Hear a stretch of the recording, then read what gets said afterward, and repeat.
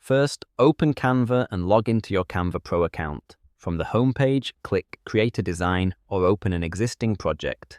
Next, upload your image or choose one from Photos. Drag the image onto the canvas and resize it to fit your design. Now, to add text, go to the Text tab on the left panel. Click Add a heading, subheading, or body text, or choose a ready-made text style.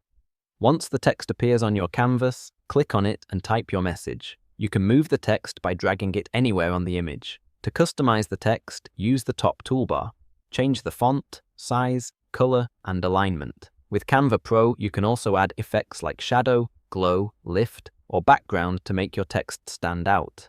If your text blends into the image, adjust the transparency or add a text background for better readability. Finally, once you're happy with the design, click Share or Download and choose your preferred file format. And that's how you add text to an image using Canva Pro. Quick, easy, and professional.